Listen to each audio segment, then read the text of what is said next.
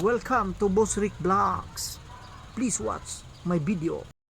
Ngayong araw na ito, talagang tirik na tirik yung araw. Wow! Napakainit. Sobrang init.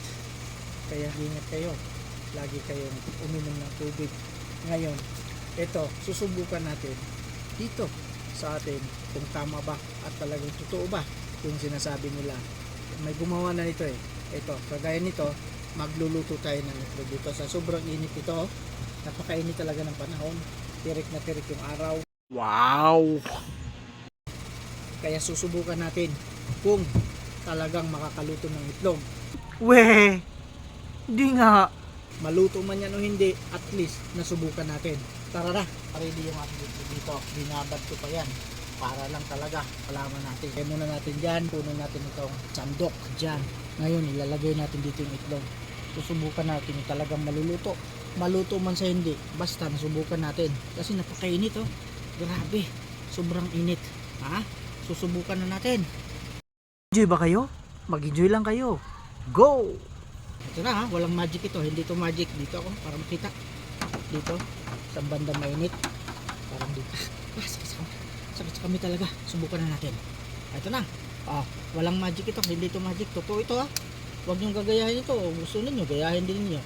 Kagaya ng sinabi ko, maluto man ito o hindi, at least nasubukan natin. Ha? Kasi napansin ko lang, sobrang init talaga. Oops, dalawang itlog. Dalawang itlog. Dalawang itlog pala siya. Dalawang itlog. Diba? Hindi siya naluto, pero mukhang naluto yung iba. Ayan, namuti Ayan, kitang-kita ninyo. Ayan. Kitang-kita ninyo. Ayan. Ayan, kitang-kita ninyo. Namumuti na Ayan. Siguro kung tatagalan pa natin yan, maluluto yan. Dalawang itlog pala yung laman nito. Dalawa. Ayan namumuti na. Ibig sabihin maluluto talaga. Weh! Di nga! Ayan tingnan natin. Antayin natin kung hanggang saan talaga. Ganyan kainit. Ganyan kainit yung panahon. Yung itlog na nilagay natin kanina, yung iba nalaglag na doon. Nalaglag na. Ito yung ibig sabihin naluluto siya kasi namuti namuti. 'Di ba mamumuti naman talaga 'yan.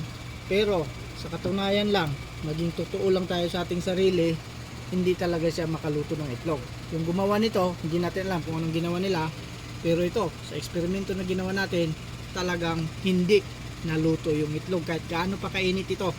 Tama yung sinasabi ng tagapag-asa natin, hindi talaga kaya magluto ng itlog dito kahit mainit ang panahon, mainit ang temperatura.